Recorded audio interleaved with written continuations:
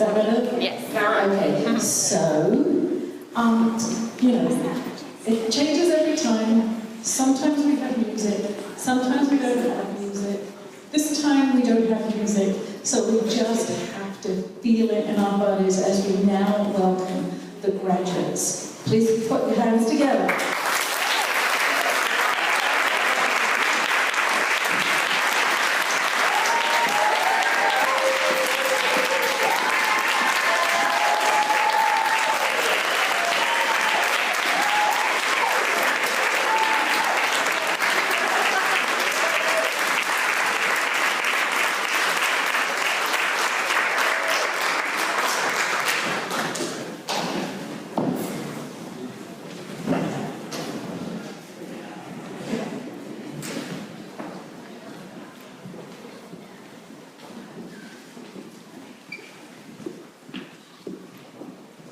My name is Elena Georgiou, and I'm on the faculty of the Creative Writing Program, and I'm going to be the MC for this morning. And I'd like to begin by welcoming everybody who is here for the first time. It's really, it's sunny, and that's really special and important Townsend in July. So the sun came out for you. So, the Master of Fine Arts students who are graduating today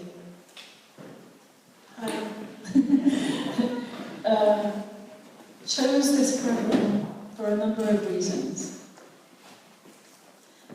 Are you feeling relaxed?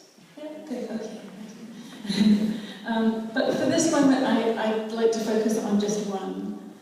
And that is the demand that they open themselves up to uncertainty. The study of creative writing demands that you face what you don't know and might never know. And it also requires you to face that not knowing on a daily basis at your desk, alone. For the students who are graduating today, this ceremony is the public celebration that they now know something about themselves as writers in the world, as well as a public recognition of all the hours that they toiled in isolation at their desks. To the members of the audience who are new to this particular ceremony, at Goddard, each graduate becomes his or her own valedictorian. This means that after their advisors introduce them, or if their advisors are not present, after their second readers introduce them, they will each give a 3-minute speech. And finally, to our graduates, I'm just going to say what I always say, right? Please share the time equally. And I have a feeling that you will, because I think you did such a brilliant job with your readings last night and this morning. You all stuck to your time, and it was a real pleasure to witness the professionalism with which you approached your work. Thank you for your readings, they're really great. And I'd like to end my welcome with the program tradition of acknowledging that most of our graduates have been aided on their MFA journeys by the love and support of an extended web of family and friends. So if you are a family member or a friend, we'd like to acknowledge your support by offering you our thanks. You can identify yourselves either by waving a hand or standing up. You can wave the hand or stand up.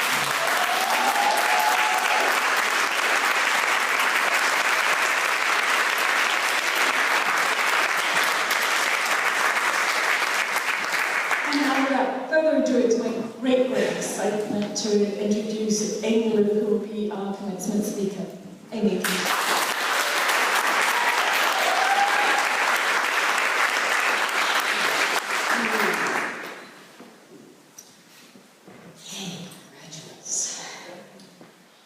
My topic today is grace. Why grace, you may ask? This is a commencement address and not a sermon. Well, it's because of a remarkable person who I hope may serve as a role model for you as writers, just as she does for me.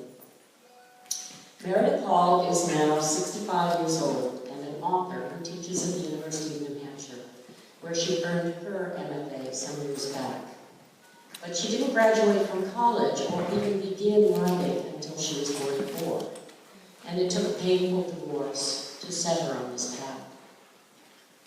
Since then, her essays have appeared in many of this country's finest literary journals. She's received a pushcart prize, and in 2004 Meredith won a $50,000 Room of Her Own award, which gave her the freedom to write her first book, Without a Map, which several of you I know have read.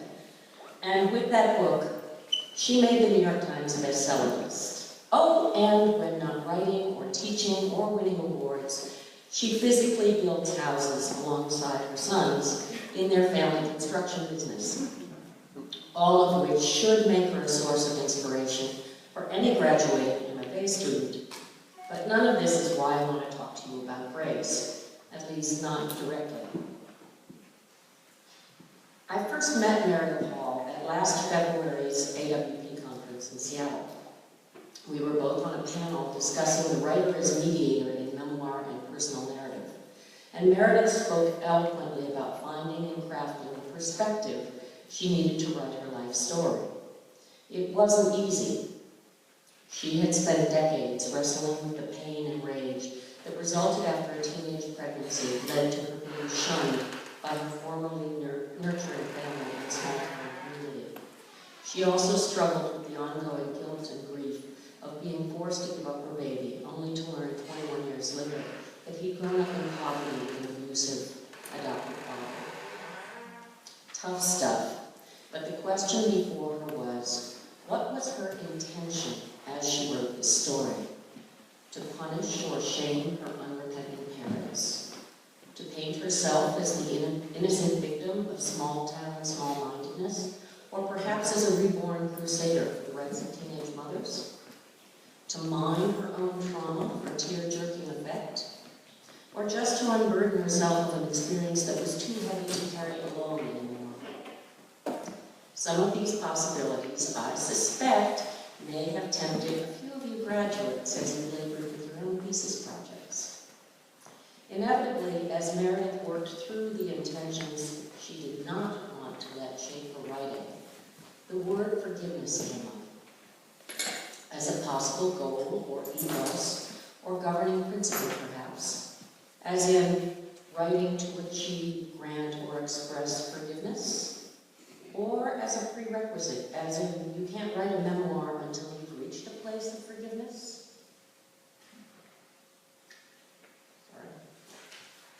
As in, no, Meredith was emphatic. Some things, many things, that human beings do to each other, to the earth, to nature, and to themselves, cannot and must not be forgiven. Moreover, even though literature may contain forgiveness, such reductive responses are never what great writing ultimately is about. No. I write, Meredith concluded, toward a messy and uncertain grace. Sitting next to her on the dais that day, I reached for the nearest pad paper and scribbled down that phrase, a messy and uncertain grace. I knew I'd be coming here today to address you, and I knew as soon as I heard it that this little phrase represented an insight that I wanted to pass along to you. Because it really does sum up the goal that all serious writers hold dear.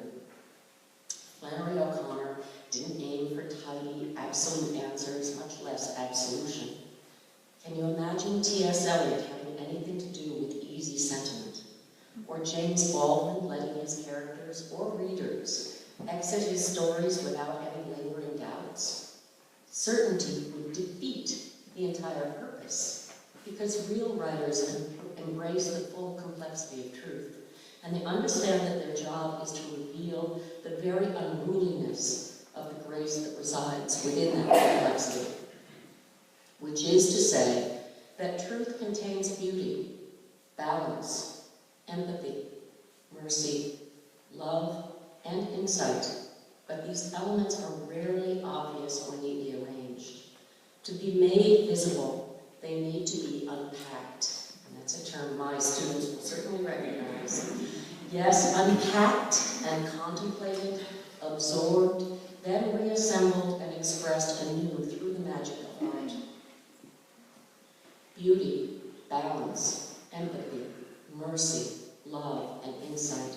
These are the aspects of grace that move us so when we read a truly great work of literature.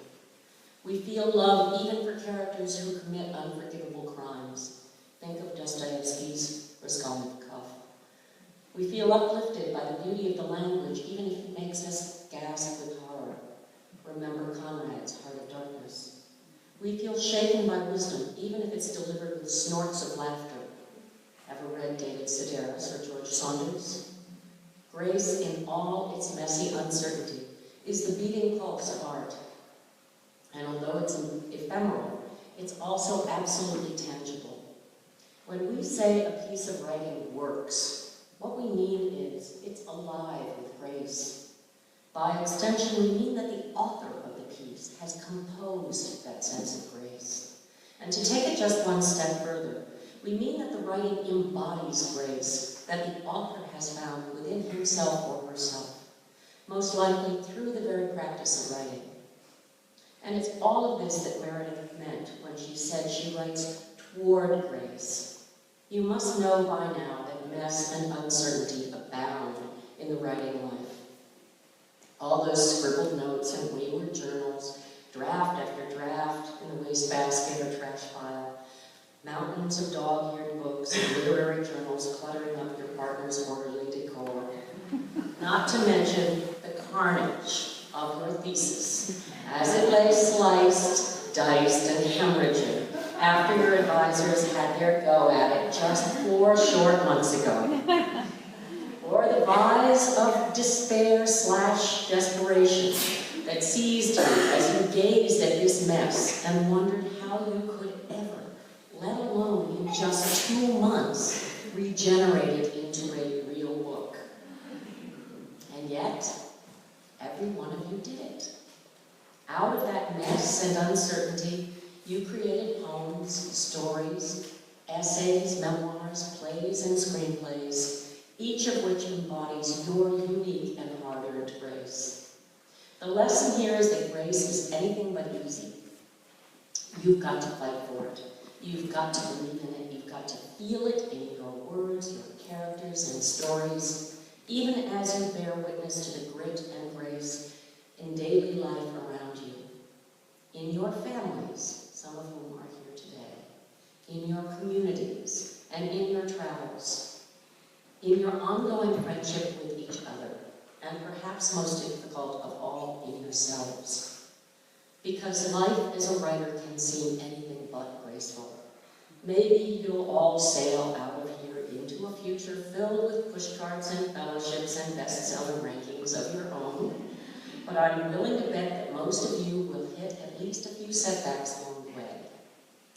Now that you don't have to turn in packets every 3 weeks, you're free to master the time-honored art of procrastination through laundry, or Flappy Bird, Candy Crush, or YouTube cat videos.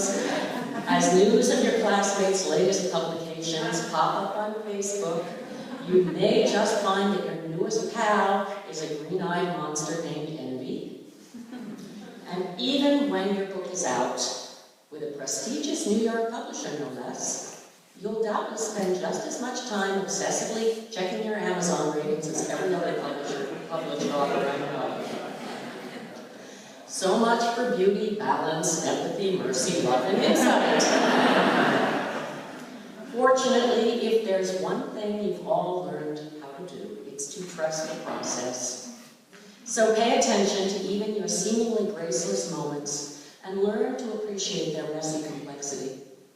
When your own writing just isn't happening, or when you can't find the courage to expose yourself as honestly as the work demands, read like the writer you know you are, and let others' grace inspire you. Also, that vaunted room of one's own may be a necessity, but it can also be a curse. So don't be afraid to turn to your classmates for support, commiseration, and tough love, even after you're out here. The process, like a truly great book, never ends. And on that note, I'd like to return to Meredith Hall for a parting quote that exemplifies the grace I wish for you, graduates. She wrote, "I have lived this life and no matter what others may decide about it, I must claim each decision as mine. I have caused harm, failed in the expectations and obligations of love. I have loved well. What I do each day is carried within me until I die. So go forth, you new masters of art, and fill your days and many, many more pages with the messy complexities of your own truth. And through them, may you always write toward grace.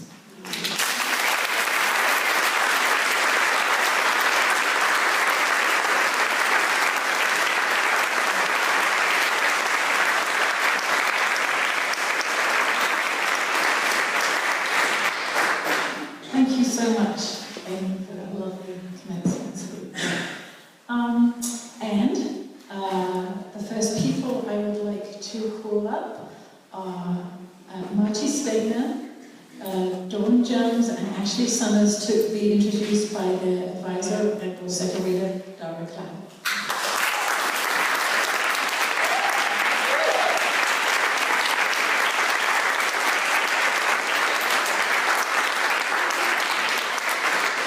I'm going to go in order of the program, which means Marty Stegner's Time to Make the Donuts is the story of a young man whose job in the meat department of a Boise supermarket is just a cover for his vast pot-growing enterprise. It's a little bit Fear and Loathing in Boise and a little bit low fidelity.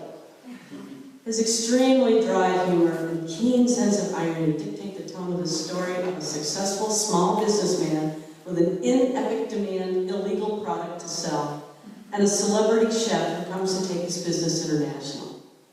This book reminds me too of a Molière farce in which even the most fringe characters are brilliantly and accurately depicted with all the social commentary lodged perfectly in subtext.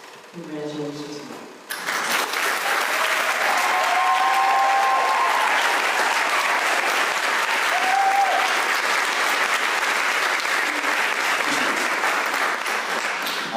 I want to thank all of you for being here. I want to thank my family for traveling and for the love and support. And I'm going to read words from a better writer than me. This is Benediction by Rebecca Brown. May your words rock you and slay you. May your words shine their brilliance upon you and give you keys to the heart of whoever you want to love. May they make you beautiful. May your words prick up some ears, blow wide some hearts, and plow into them, and then through them and beyond and back again into the hearts and brains and guts of all the people who are hearing you or reading you or hearing that they ought to read or hear you. May you read. May your words evoke inside your readers other words. May they evoke in you the same and more. May you say all you want, except no, no, not all, no, no, not yet, because you have another book to write, and then another past your first book, and your next, and then past that. May you have books that you can't even dream of yet. May you write books forever. May your words make people squeal and laugh and cry and get embarrassed and want to fight, but please don't really fight. Or make sad and bitter phone calls late at night and say what you've been meaning to say for years, and then the next morning watch the sunrise through a greasy window over pancakes and shitty coffee in a little shitty diner. May your words make you and everyone more alive. I bless you in the name of the noun and the verb and the adjective. I bless you in the name of the adverb and the article, the modifier, the past participle, the possessive. I bless you in the name of Shakespeare and Homer, and of Virginia Woolf and Melville, also Mishima. And in both of the Shelleys and Keats and Brontes and Nathaniel West. Of Shirley Jackson and Samuel Beckett and Samuel Johnson. Of Dr. Seuss and Marvel Comics and Bruno Schultz and Kafka. Of Ginsberg and Corso and Baldwin. Of Borsa and Fuentes and Borges and Calvino.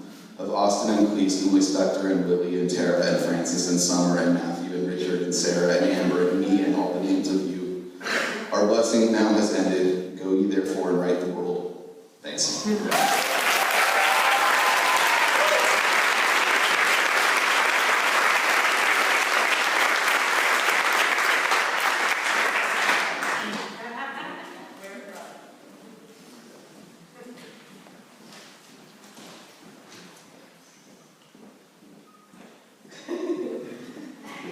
This is a hard one for me to let go. You're all hard to let go. Dawn Renee Jones has written a gorgeous play called A Heap Seed. about a young Hmong woman from Laos who moves with her extended family to St. Paul, Minnesota after the Vietnam War, or the American War, as the Laotians call it. Kua works overtime to adjust to American customs and make a go of it with her many children and her husband, who can't leave the past behind. His inability to accept the realities of surviving in America make Kua all the more determined to embrace them. In this, they begin a struggle for the souls of their children, played in this play by heavy sacks of rice, which the actors carry about the stage. Through it all, their next-door neighbor tries to help and understand them, not knowing what she's seeing until it's too late. This is a tragedy and a light shed on the immigrant experience that couldn't have come at a more necessary time. Congratulations, Dawn.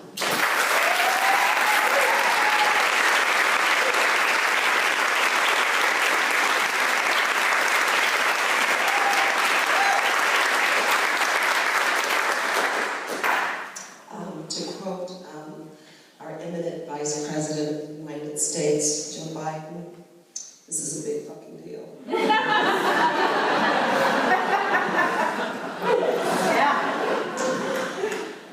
I so appreciate Paul Selleck and the faculty for this incredible program, for your guidance, your kindness, your willingness to share all that you are, all that you know, constantly, without reservation.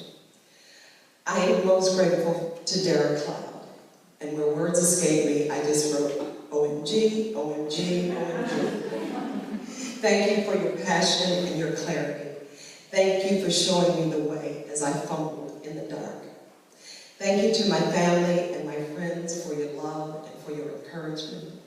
Thank you, Asa Rice, for continuing to be the light of my life.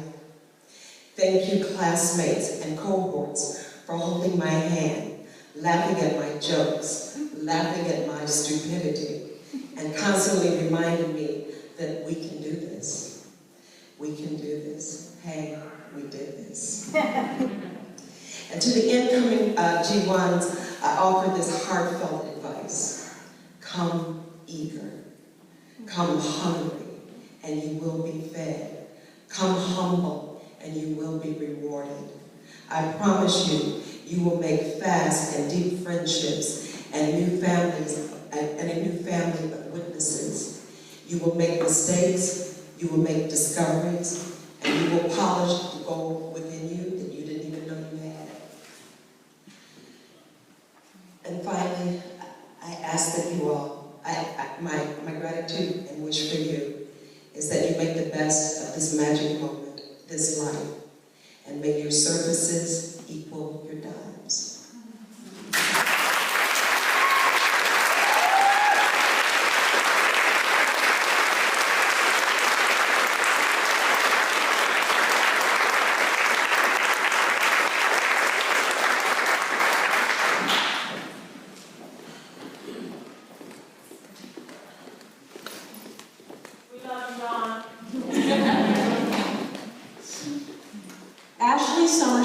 Dragon's Egg chronicles the attempts of a corporate schemer to take over the financial world when climate change sufficiently renders the planet on the brink of extinction.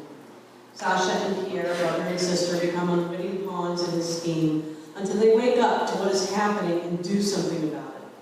Not unlike all of us, they wake up late to the extraordinarily beautiful and interdependent place Earth truly is, and what is being lost before their eyes as they try to save it.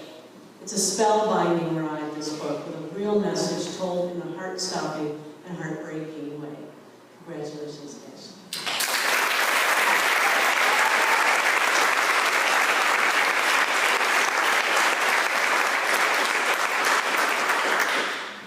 So I want to start by thanking Amy for such a beautiful introduction. It was, if there's the Academy of Grace, that was a great way to start. And to my advisor, Rogelio, who's not here, because I think he's back becoming a dad. I'm very blessed to have worked with my advisors, Amy, Rogelio, and Ryan, and to the other staff that I did not work with very personally. You guys have still been here because of that support, and we're forever indebted. Thank you very much for your time and effort. And to the beautiful graduating class, there's a definite and very deep sense of connectedness that we feel, and it's not just my graduating class, it's all of Goddard. And that's one of the things that you learn here, is you learn that just how interconnected we really are. What I try and write in my work is to really demonstrate just how interconnected we are as people, how we lack empathy, how we don't really try and look at something from somebody else's perspective. And one of my main goals as we move out into the world, is it's a very uncertain world. Everything in life is uncertain, and the only constant is chaos. As we move out into the world, I want to remain connected to people who are strangers until they become friends, and be interconnected with the planet, which houses us, because we are a single ecology amongst everything happening around us. And I really hope that incoming, well, I guess Q1, Q2s, other Gs, enjoy the hell out of this, because it's a little surreal right now. This happened way too quickly. The end came too quickly. But much like JC and Chelsea and Zach, you come back around, you remain a part of this community, and it's very, very crucial to remember just how connected we really are. And thank you all for coming today.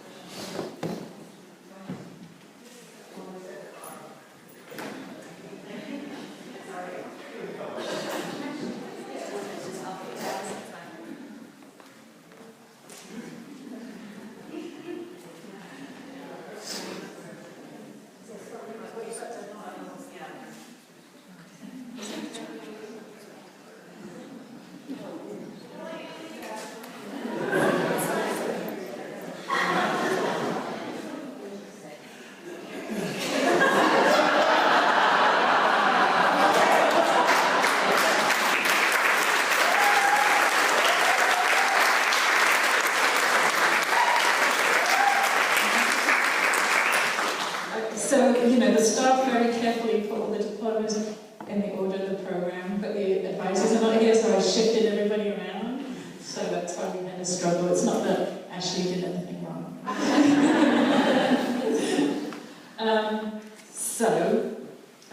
We're not going in the order of the program, so the next person I'd like to call up is Simone John.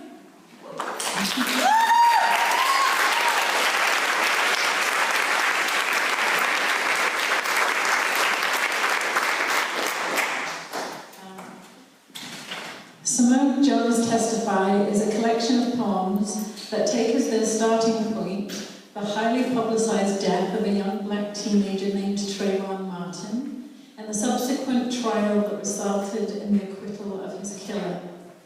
Simone enters the work via the voice of Trayvon's close friend and the last person to speak with him before he was killed, Rachel Jeantel. But she goes further than the persona poem and offers the reader a kaleidoscope of voices that all, in one way or another, address what it means to be young and black in the United States of America. This book holds so much disturbing and enlightening wisdom within its pages. It's an exceptional thesis, and Simone is a talented and intelligent writer. Congratulations.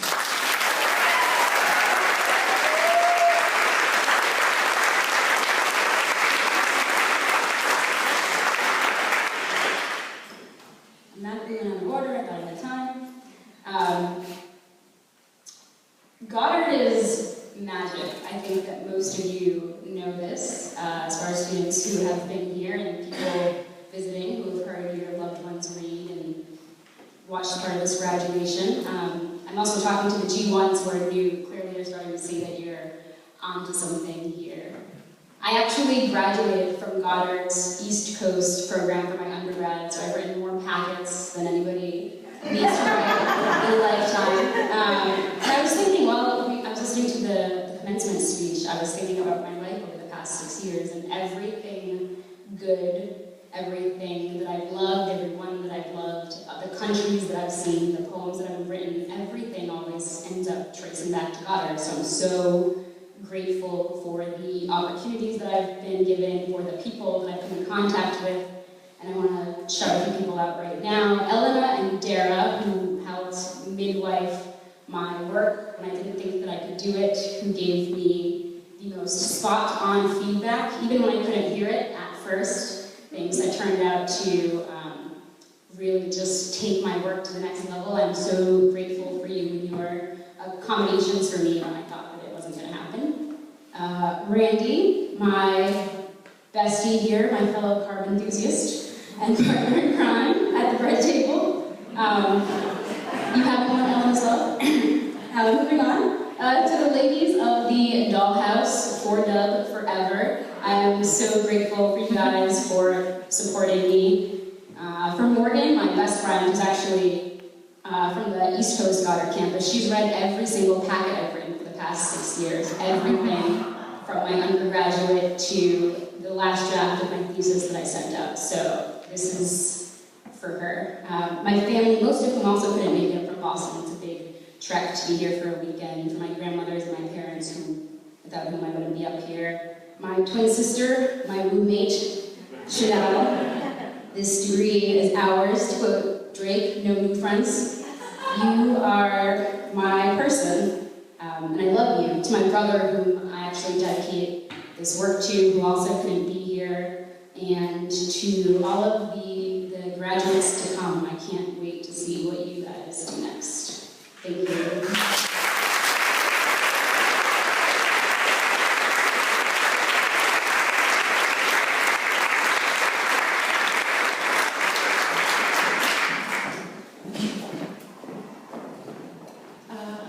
Next, I'd like to ask Tricia Wynn, Jeremy Billingsley, Jeremy's not present, right? He couldn't make graduation. Ron Heacock, Sarah Kishpar, and Milton Lum, to be introduced by their advisor and or second reader, Amy Liu.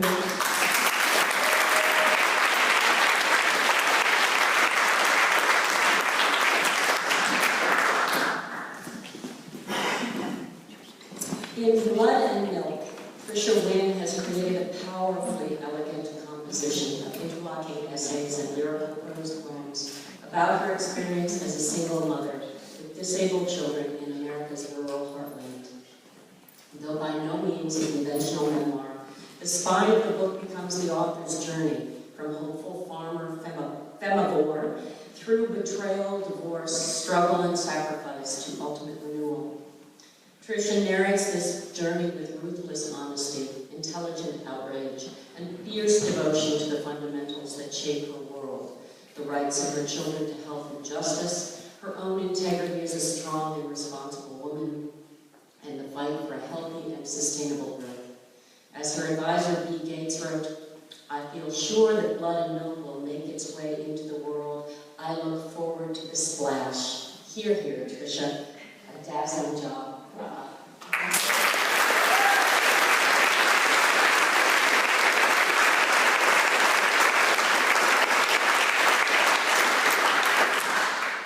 Okay, so Amy made me cry already. One of my favorite little things about Goddard was the letter writing we do at the end of residencies. Even though all I could ever accomplish at those times were a few terse lines to my closest friends,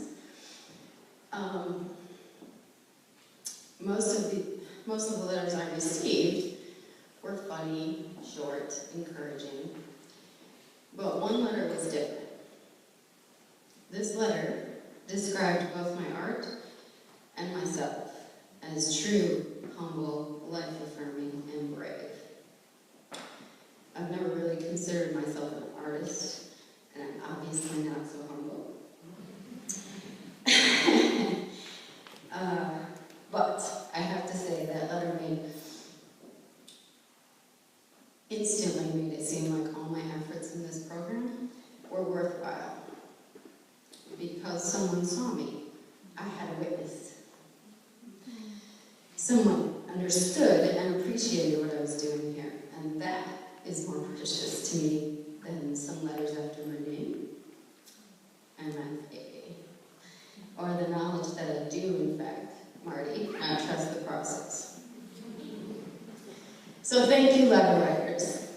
Thank you, B, for understanding how I plant my work and my feet on the earth. Thank you, Victoria. Where are you, Victoria? Thank you, Victoria, for explaining the reverse Midas touch, so I could stand to read my own work. Thank you, Paul, for the phone call that changed everything. And thank you, Amy, for holding my hand through all the ugliness and for everything else. The very, very messy and uncertain growth, right? I truly could not have done this without you. I want to thank my children who always believed in me. They are not here today, but a big part of my family is you all are my family. Jenna, Lara, Bevan, and Zach, you are my family. I love you all. Thank you.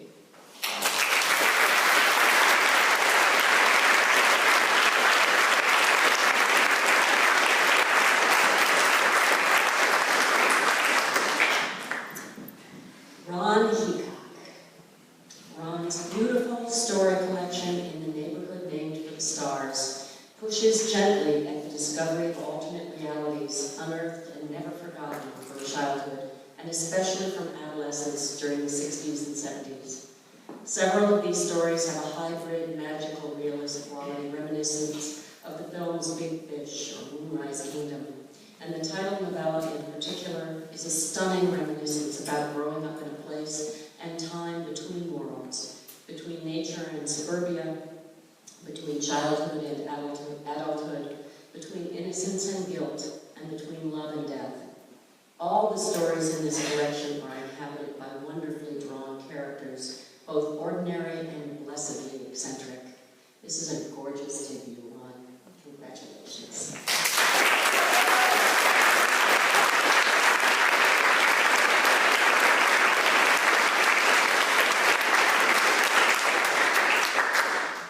Everything that everybody said before me goes for me as well.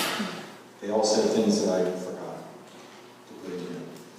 Some people come to the MFA in creative writing at Goddard simply to become better writers. Some come for the diploma, a marketable certificate of accomplishment. But there's another aspect, an important aspect of this program which many overlook. It takes a community to make a writer. This is important, so I'll say it again.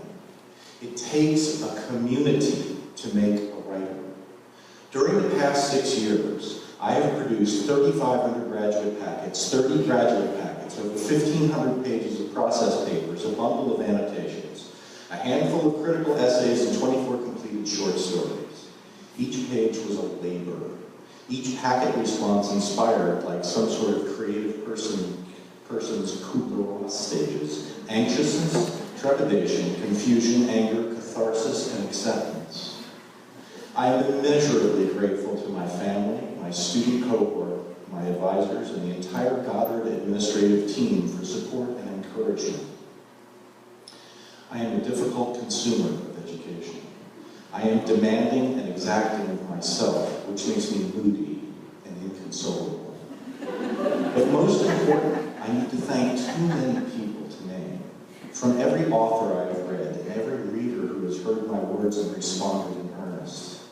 Each of my advisors, Ryan Bodman, Newcomb Greenleaf, Bob Braille, Walter Butts, B. Gates, Dara Cloud, and Amy Lou.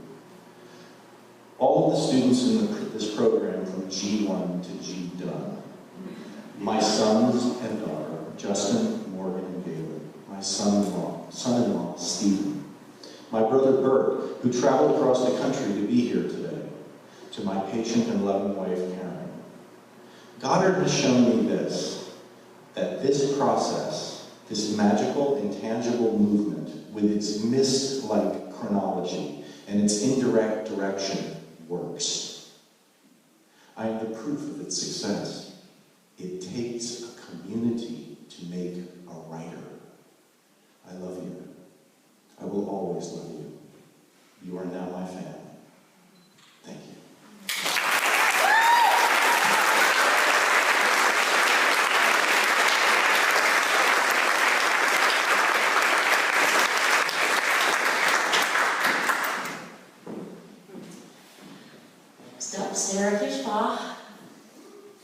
Sarah's exquisite thesis memoir, Frontal Love Damage, is an American romance about the triumph and tragedy of surviving traumatic brain injury. This true portrait opens with a devastating accident that very nearly kills Sarah's strong, beloved, masculine husband, and thereby forces this young couple to confront the unsustainable ideals that once defined their marriage. The battle this book depicts and the loss at the end of it are rendered with true compassion and courageous honesty. They are deeply affecting, because both of these characters are so expertly drawn and so compellingly exemplify American ideals of man and womanhood. This is vital work, Sarah. Be very proud of it. Bravo.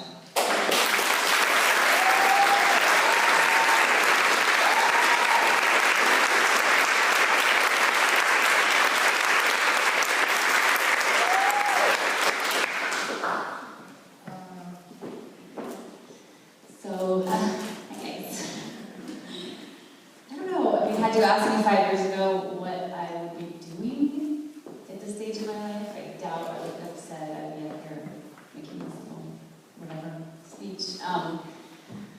Had you asked would you be parenting, I'd say yes. Had you asked if I'd be working a mom job, I'd say hopefully. But I mean, to get into why I came here is kind of like a process paper, and I already did that, so. That was really hard. But I will say that some stuff happened in our life that's represented in the memoir that kind of made me feel like taking a risk to fail in a creative endeavor wouldn't be the end of the world. I never thought of myself as an artist either, or a writer, and I still kind of feel like a fraud. But you know, it's comforting. I heard you say that last night. My brother told me not to read his book. So it's like, we're all just super insecure and sensitive.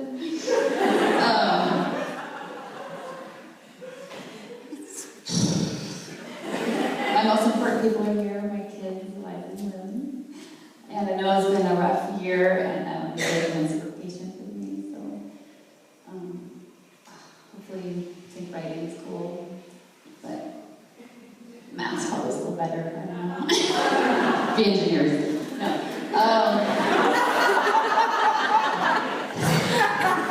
Obviously, I couldn't do any of this without Dara. I worked with Dara for a year, and then Ryan rode me really hard, and of course I ended up relating, you know, being told your stuff is cliche and self-pitying, and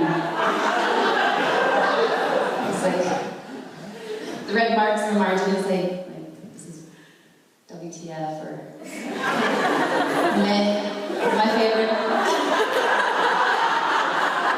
It makes you better. Well, thank you for being really tough. I feel like I got my money's worth.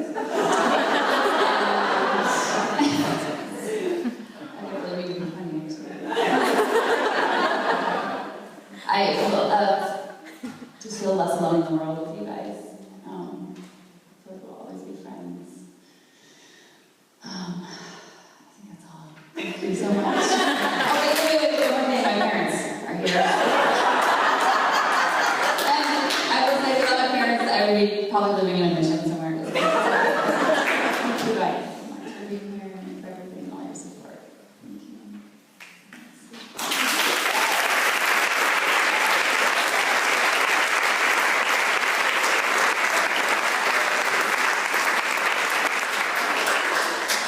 Okay, Milton Lum is next.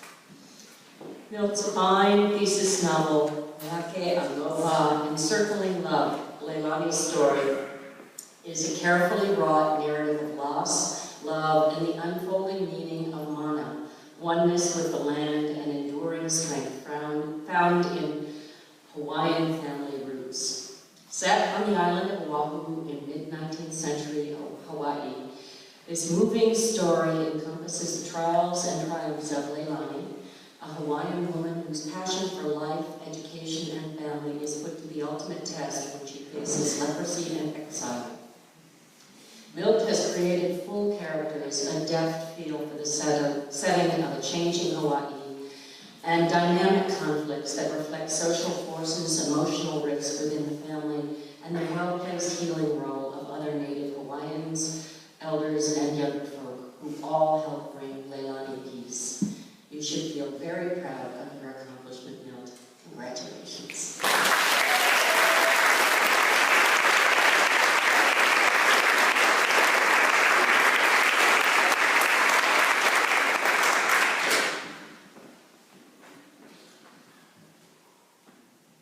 2 years at Goddard have deconstructed my image of writers as tortured, solitary souls who are engulfed in a cloud of tobacco smoke with an empty shot glass at their side.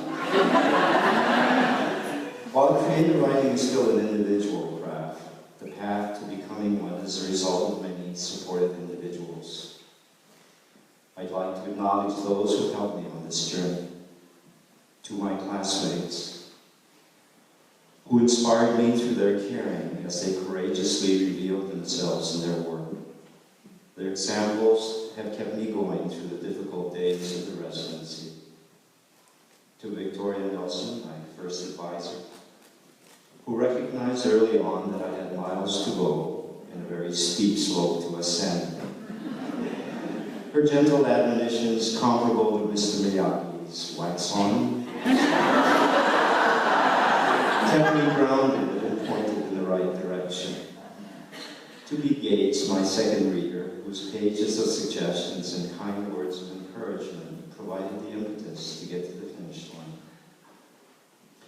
To Amy, my advisor for the final 2 semesters, who challenged me with each revision.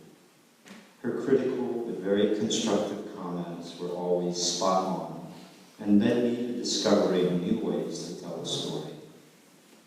To Paul Seeley, for administering a program in which fundamentals of good writing are emphasized without stifling individual creativity.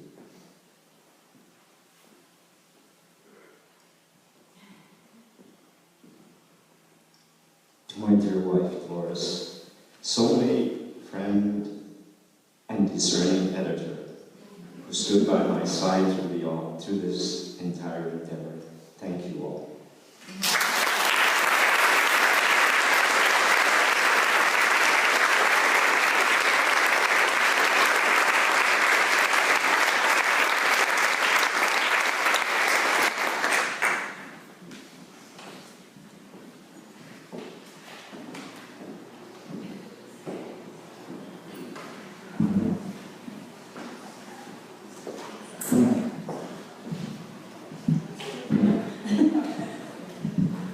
Next, I'd like to call up Nicole Bade, Alison Bailey, Samantha Colbert, and Lucas Peters, who will be introduced by their advisor, Micheline.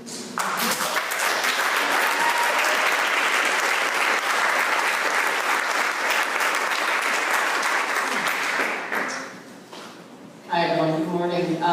So I've been doing this a long time, I think 7 or 8 years now at Goddard, and I had just a wonderful and extraordinary time this last year with these 4. It's the first time I've ever worked with 4 novelists all at once, so we're all kind of in the same boat, and we're all on the same, sort of in the same step, G3 and G4, and the whole of this. And it was wonderful. I'm sad to see them go. So let's begin with Nicole.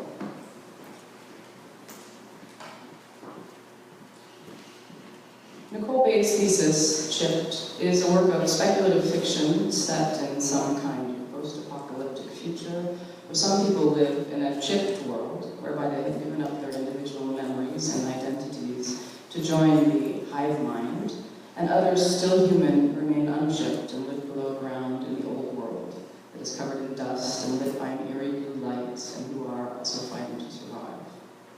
Our hero, or heroine, is Alice, a young woman who lives in the underground, but who is then forced to join the chipped world with her brother and mother to save her brother's life.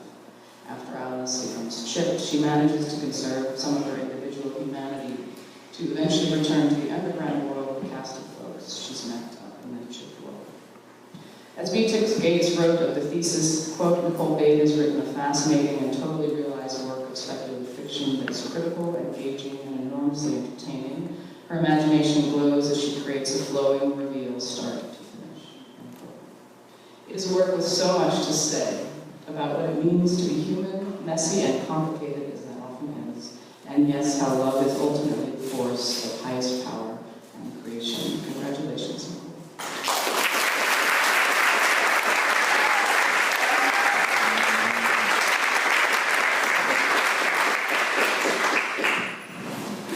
I just want to say thank you to everyone. Thank you to Ashley for holding my hand and listening to my words and making me listen to my words. Thank you, Victoria, for pushing me really hard and not listening when I was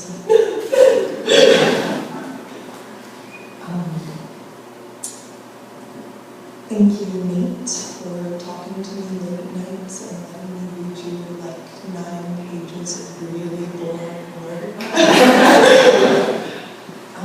Thank you, Lindsay, for quietly doing the dishes when I promised that I would do them.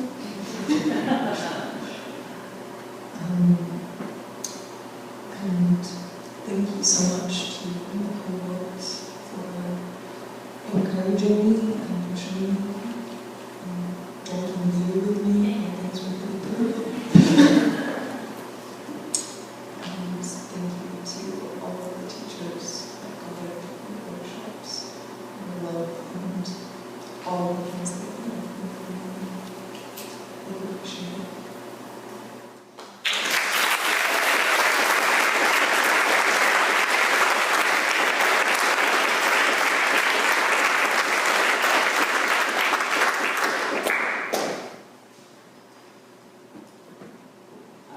Next is Allison Bailey. Allison Bailey's thesis, The Evergreen Baby, tells the story of Kit as she falls in love for the first time with a man named Gus in Seattle and moves with him back to Madison, Wisconsin, where her parents still live, gets pregnant despite using an IUD, and who then has to confront both a socially conservative family and an unwanted pregnancy. The work underwent tremendous change and growth and distillation toward becoming a very accomplished novel, where we accompany Kit on her journey of confronting how she feels about herself, her sexuality, her family, her boyfriend, marriage, and impending motherhood, none of which is easy or straightforward. Kit begins to know herself and how and who she is in love, how she feels about her body, her sense of herself as a woman, her choices for herself in life, to eventually decide, I think, that she must be true to her deepest desires and her own sense of freedom. Congratulations, Allison.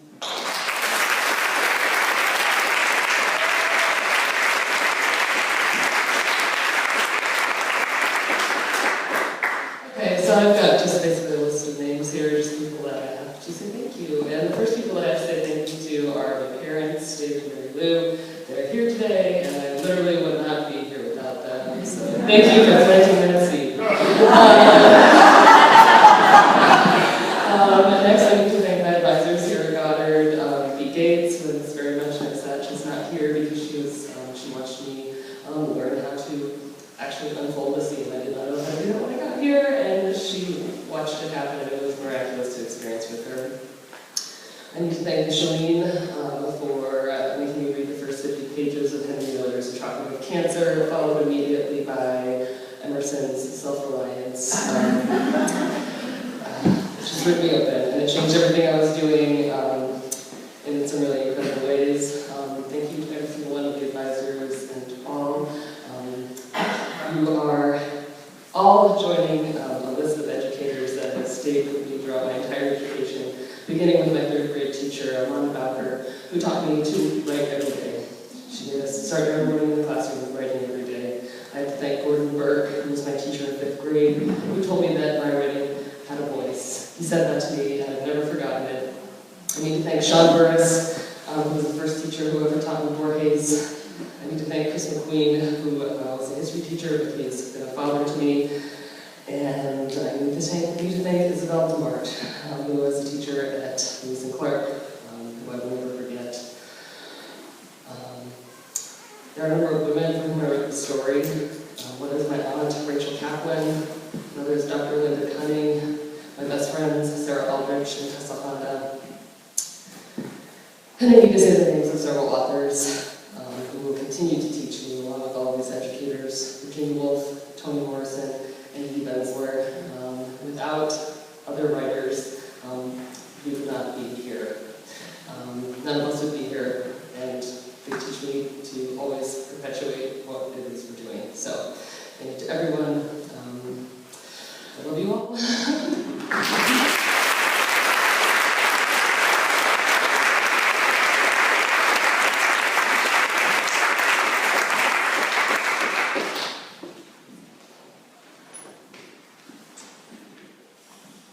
Next is Sam Kohler.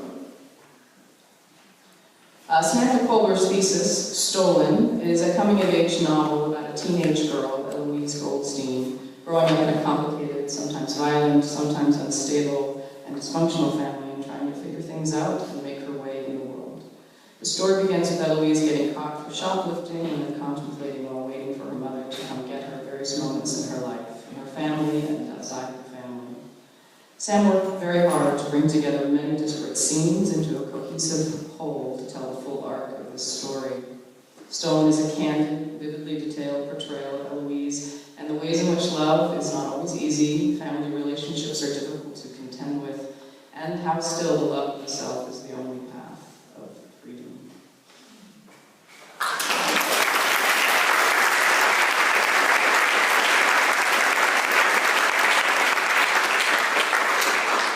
Thank you. That was beautiful. And I like how you ended with love. It's love that brings all of us here. And my path to my MFA has been very long, but one story I'd like to share is that 4 years ago, I met a man in a bar, and one of the first things I told him was that I've always had a dream of getting my MFA. And here we are, I'm getting it. He's here, he's my husband. And he's been my support and helping me make a dream come true. And a dream I've had longer than 4 years, obviously. I think we've all had dreams of this moment and dreams of writing what we've written. What I could not have imagined is meeting the friends and family I've made here. And I have to thank Goddard. If Goddard was one person, I would give that person the biggest, sexiest hug and kiss I could ever give. Thank you, Goddard. Thank you to the faculty and Paul running the great program here. G1s and everybody under me who I might not see come out to the East Coast because I'm there in Vermont. But I would love to tell you something you already know, that you're on the right path. And I love you. Thank you.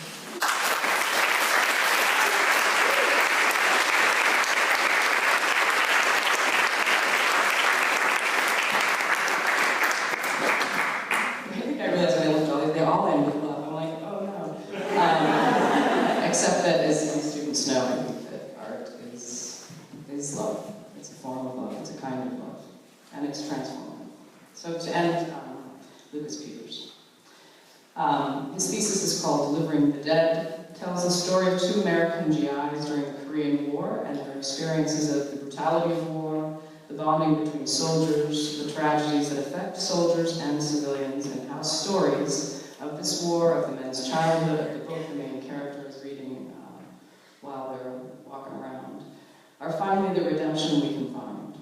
The writing is vivid, sometimes phantasmagoric, sometimes sharply realistic. We're moved from scene to scene, scenes of battle, of friendship, of family left behind, and Koreans, both civilians and soldiers. Scenes that contend with bravery and fear and killing and love. It is a highly accomplished piece told in a lyrical prose that reaches to think and depict the full humanity of these characters. Congratulations, Lucas.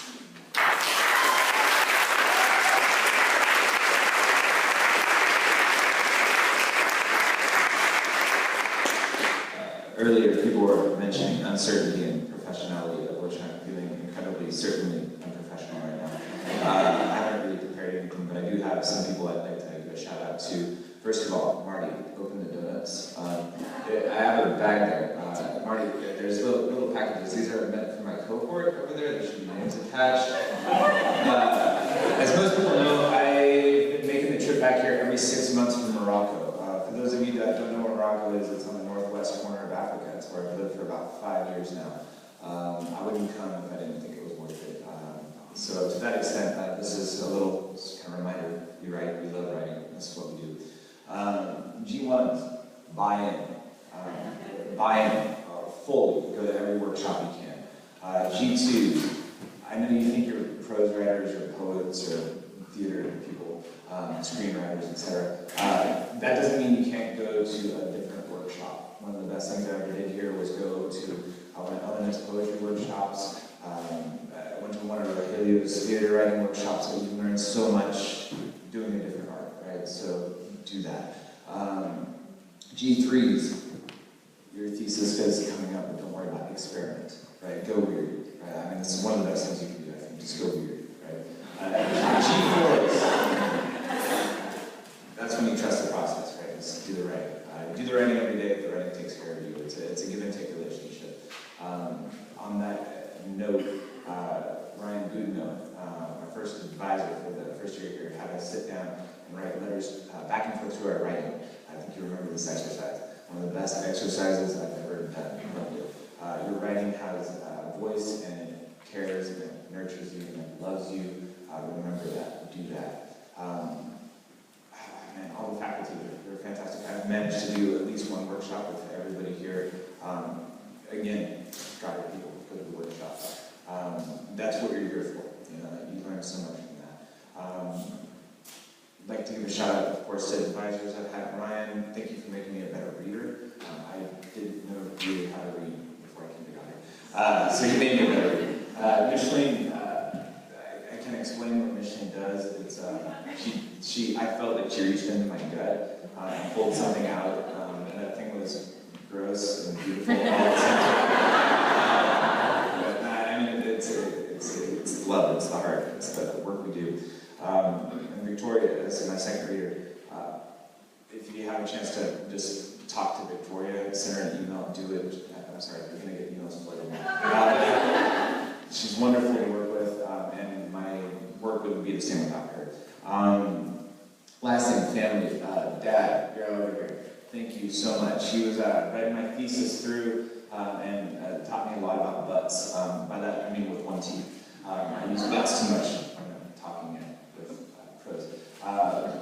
My mom, wow, support, love. Thank you so much.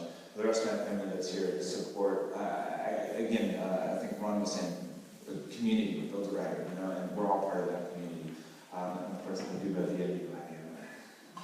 My lovely wife, making the trek all the way over here with me from our home in Morocco. Thank you so much. And she puts up with me every morning when I get up at 5 o'clock and my typewriter's making all sorts of noise. I don't know how she does it, but thank you.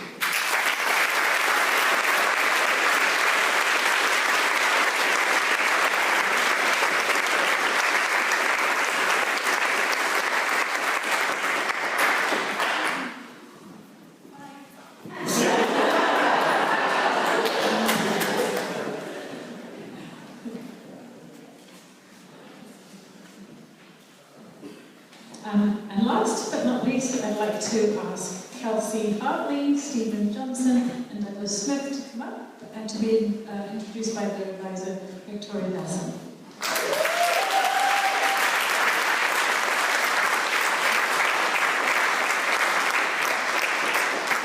You know, I think this graduating class is exceptional, not just in the number of students, but the fact that all of them did such amazing work. We faculty are all in agreement.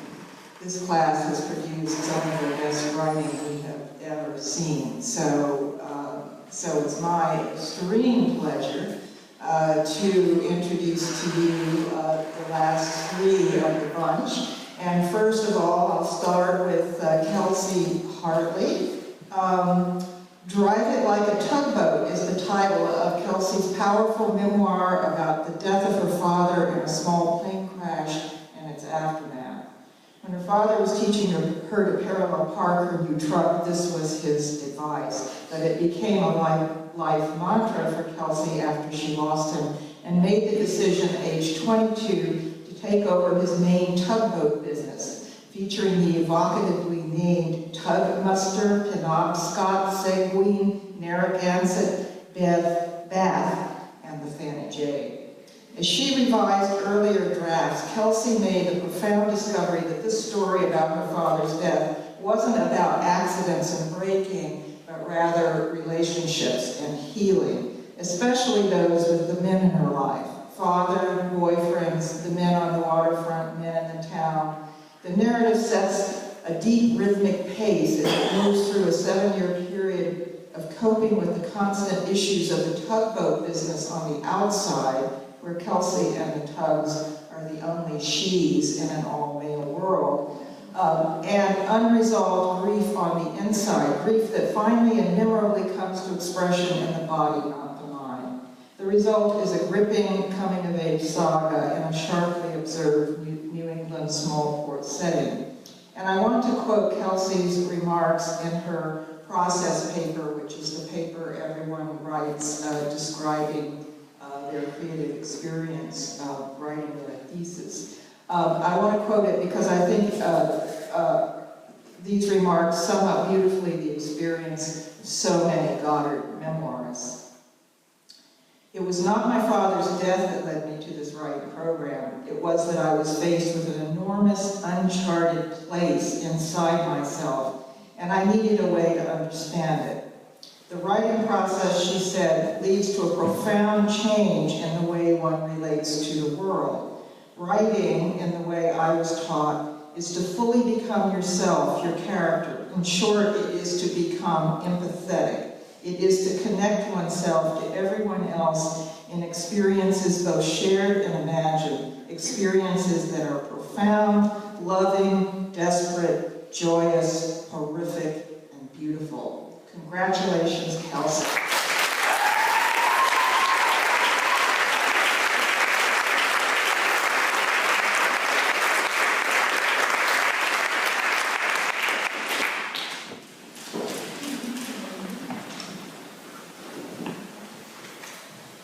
A good friend back home took me by the shoulders before I left and said, "You have written a book." A book. This is something that many people want to do and many have started, but only a few have made it to the other side.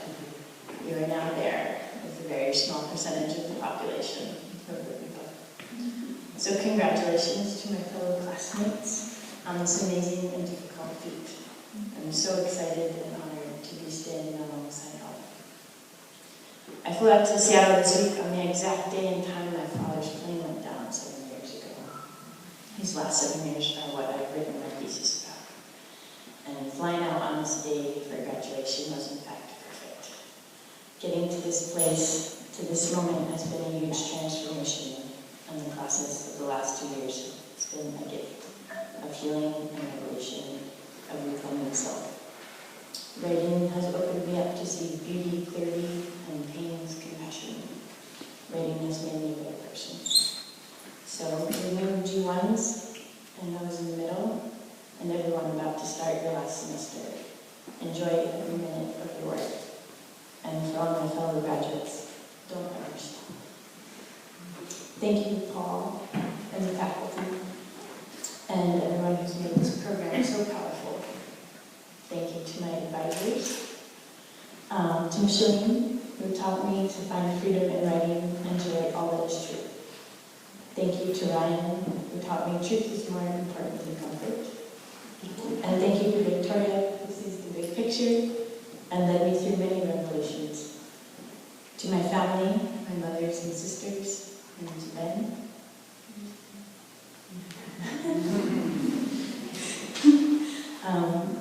To Dulcie, the Wednesday night women, and to Bernie. And to the Dell House, I love you all. And to everyone graduating today, we have elevated each other to such heights. We will forever have a sacred place in my heart. Thank you.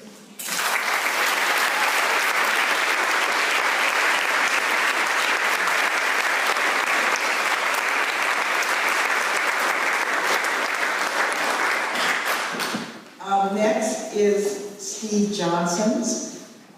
Steve Johnson's Moxie tells the story of a young boy growing up on a hops farm in eastern Washington in a sequence of interlocking short episodes. These vignettes, carefully shaped by an exacting aesthetic sensibility and deeply moving precisely because of their lack of sentimentality, paint an indelible picture of a rough male farm culture where hunting is an art and feral cats are shot for sport from the porch.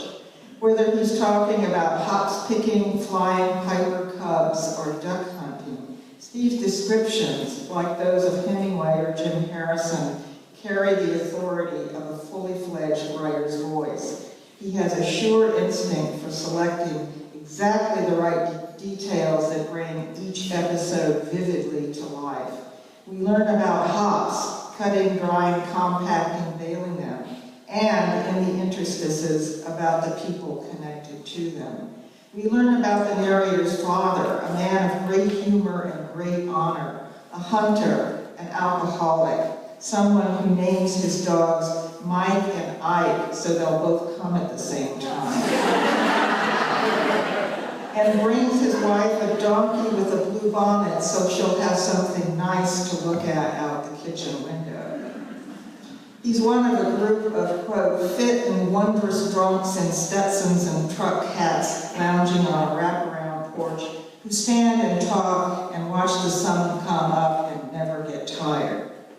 Most of all, we follow the narrator's journey, from a young boy playing with the eyeballs on the bearskin rug in the parlor, to burgeoning hunter, to lover of a young Mexican girl he meets picking apples. Moxie is a tragic, funny, magical world of characters and predicaments Steve has brought wondrously to life.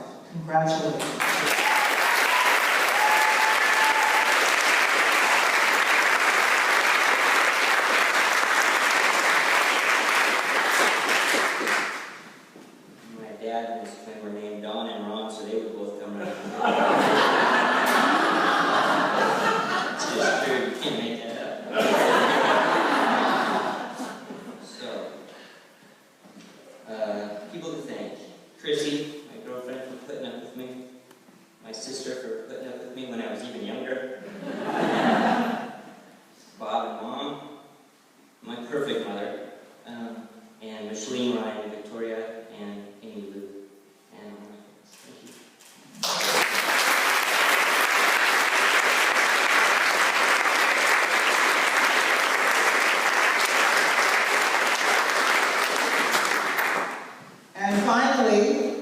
Doug Smith.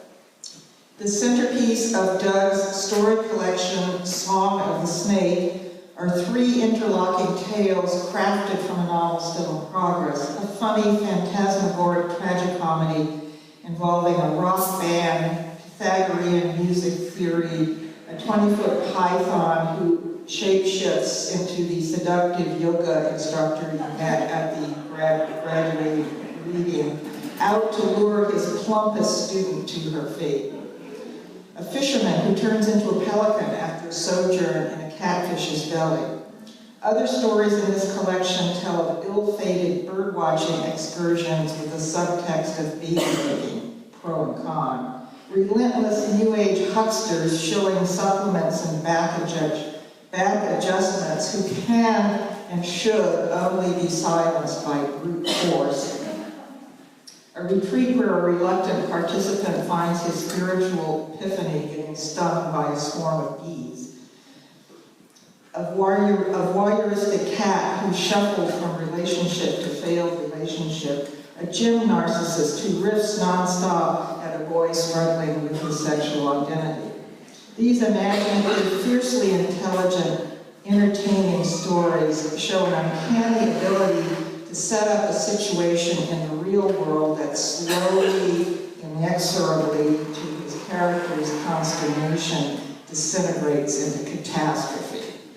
Far from being a cold puppet master, Doug communicates to readers a genuine empathy with his acutely drawn characters and the dark predicaments he's put them in. Under the black comedy lurks a sensibility whose humane and loving nature runs like a gentle river through these wild and unpredictable stories. Congratulations, Doc.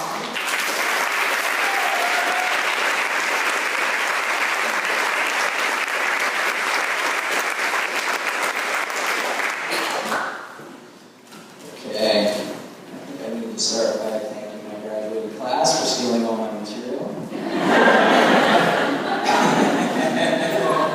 Oh, I'm gonna have to make something up now. You know, oh God, I'll tell you an embarrassing story about myself when we talk about being a fraud. I've always loved books and I've loved writing, but I'm really a true climber, and I was never taught to type properly.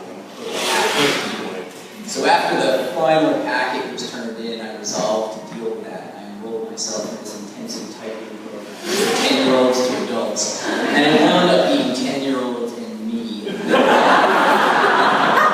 But so Finn and Lucy and Audra and I are all the 35 words together now. Great.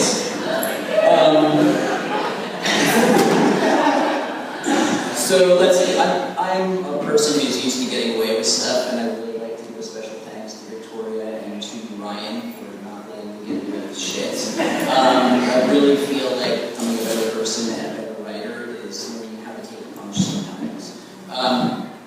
Ryan and I both went to Evergreen, and Evergreen is a school that is very much what you make of it. He told me right from the beginning that Goddard is the same way, and that us Blue Ducks are set up pretty well to succeed here.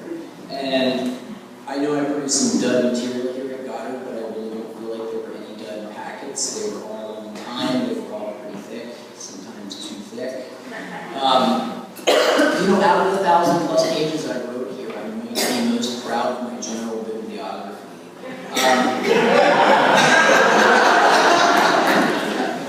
I mean, this kind of low-res programming books are so often your teachers, and thank you so much to Ryan and Victoria for exposing me to so much amazing literature, and I still have a year's worth on my desk just waiting for me to read it, and yeah, I can't wait to get into it.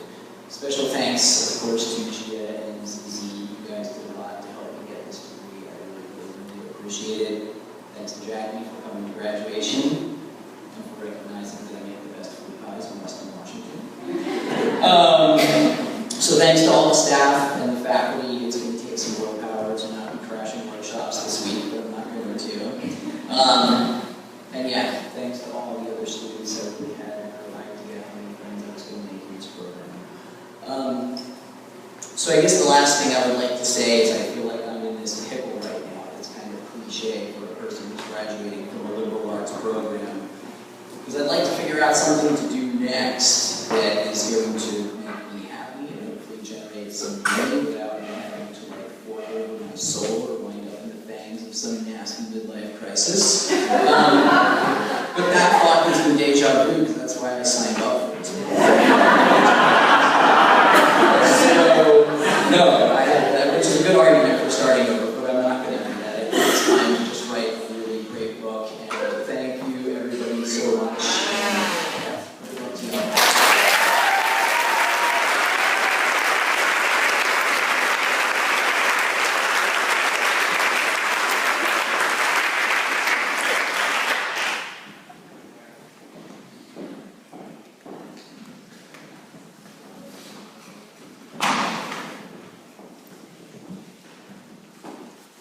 And now the moment you've all been waiting for, I'd like to invite our brand new president, Bob Kenny, to come and confer the degrees.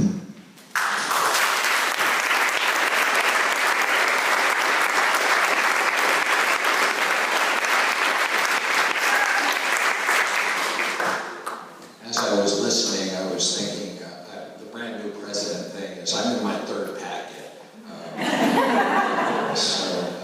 But I also resonate a little bit with Ron, and I think it was Simone who said they had done their undergraduate here before they came on to a graduate. I was previously at Goddard for a period of years as kind of an undergraduate doing packets at that time, so I'm getting used to it a little bit. And what I have learned over that time is that the words that are said by our wonderful commencement speakers, I want to shout out for Amy, she did a great job.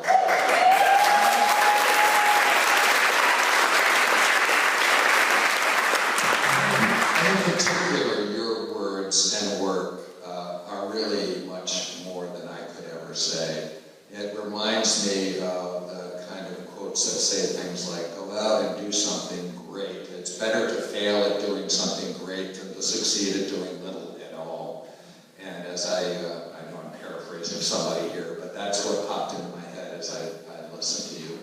So with that, those words and my congratulations to you, and I don't know if it's congratulations, condolences, it certainly is thank you to family and friends for letting everyone here. And also a great thank you for the faculty and the program director, Paul, and the staff who all make this program a safe place and a productive and creative place that you've experienced and that many others will have and will experience, and we hope. So with that, I would appreciate it if the soon-to-be graduates, you're not graduates yet, by the way, come up and face the audience, face your accusers.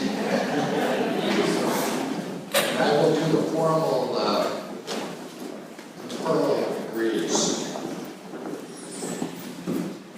And you can hope that I don't screw it up, because if I do, you have to do it over again. I mean, everything.